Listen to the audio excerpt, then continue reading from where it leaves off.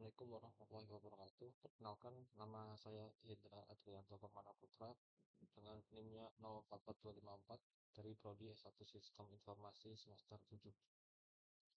Di sini saya akan mempresentasikan tugas 2 untuk mata kuliah ini ya, mata kuliah pemrograman mobil atau peralatan berat.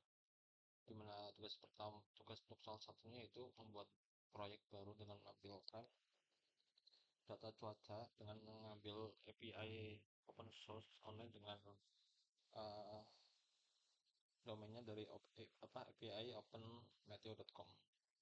Jadi API ini akan menampilkan data perakiraan cuaca di Jakarta dengan temperatur per jam.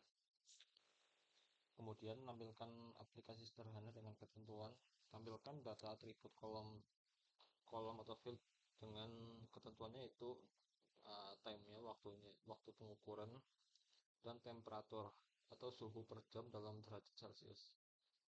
Desain tampilan agar mudah dibaca, misalnya dalam bentuk tulis atau tabel. Oke, kita mulai. Kita langsung masuk ke codingannya.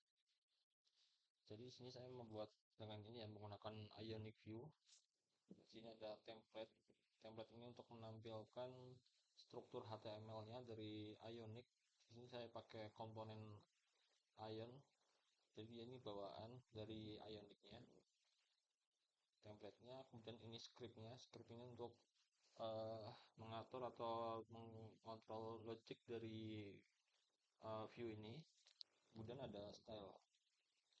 Style ini untuk mengatur tampilan dari sistemnya.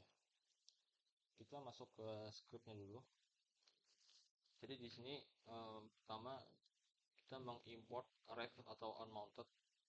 Merupakan bawaan dari view. Ref ini untuk menyimpan temporer data. Lalu unmounted ini digunakan untuk apa namanya uh, melakukan efek gitu ya ketika halamannya di render. Jadi ketika halaman di render, aplikasi ini akan melakukan apa. Kemudian ini ada komponen-komponen dari Ionic-nya, komponen untuk menampilkan struktur HTML. Jadi ini adalah komponen bawaan. Kemudian ini icons. Terus ini ada tiga variabel vector data. Ini bentuknya ref. Dia punya type annotation dari TypeScript. Dia punya array of object ya. Terus untuk loading dia juga ref.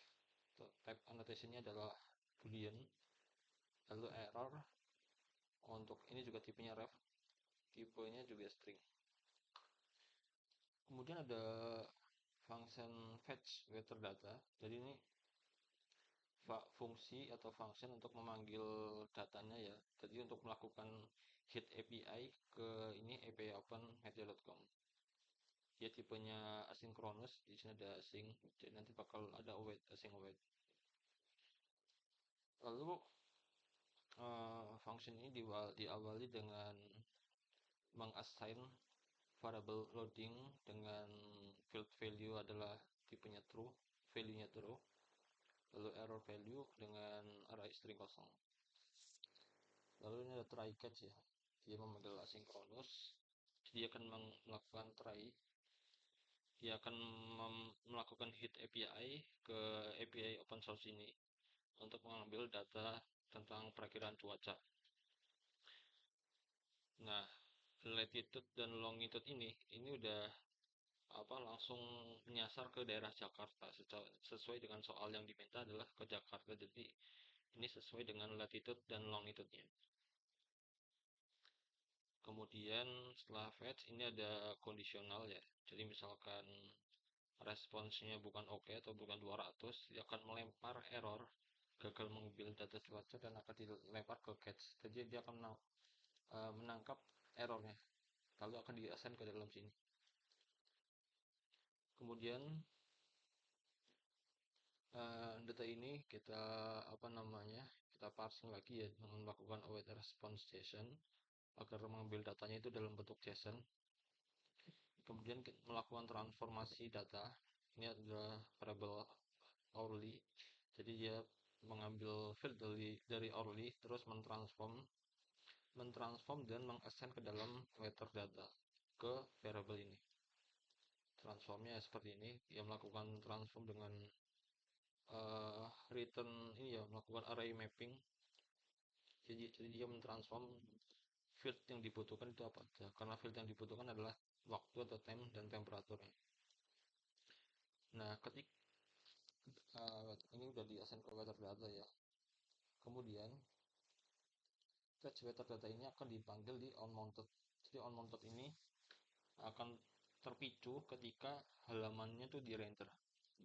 Jadi misalkan kita mengakses halaman cuaca gitu ya, cuaca, dia akan memicu ini, dan efeknya adalah memanggil fungsi ini, fetch weather data.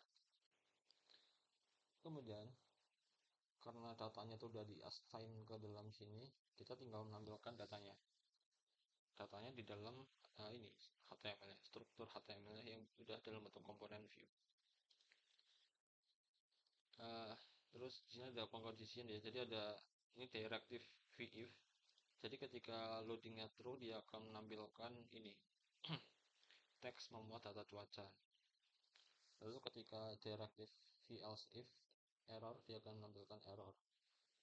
Kemudian pokoknya ketika bukan loadingnya false atau errornya false, dia akan menampilkan bawahnya dari directive else. Kita menampilkan metadata.length, kita menampilkan apa namanya, jumlah datanya gitu ya. Kemudian ada directive before, ini melakukan looping atau pengulangan dari weather datanya. Jadi ini apa, kita melakukan looping before pada array weather data dengan mengambil objek dari item apa ya, objek atau pokoknya objek atau elemen atau ini apa namanya, yaitu. Lalu indeks ini apa ya, dia itu key dari atau unique key dari suatu array. Jadi indeksnya itu diawali dari 0. Ini adalah unique itemnya atau unique elemennya menggunakan key.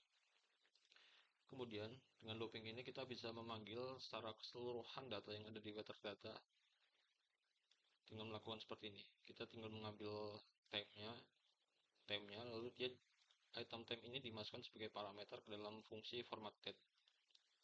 Jadi ini format itu disetting agar dipanggil apa ya, pokoknya ditransform agar tampilan itu hanya untuk 1 jam gitu.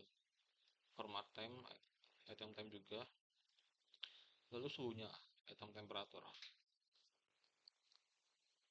Nah ini fungsi yang enggak, aduh sebentar, lempar.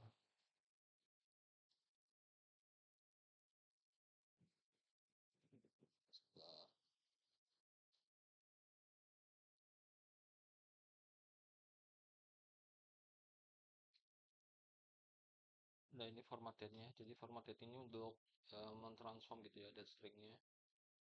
Jadi yang dibutuhkan hanya ini format waktu untuk Indonesia, dan yaitu untuk transform ke local date string. Ini format time-nya hanya akar 2 digit gitu ya untuk hourly. Terus kita tampilkan hasilnya ya. Kita buka terminal, kita panggil dengan npm run dev. Kita buka.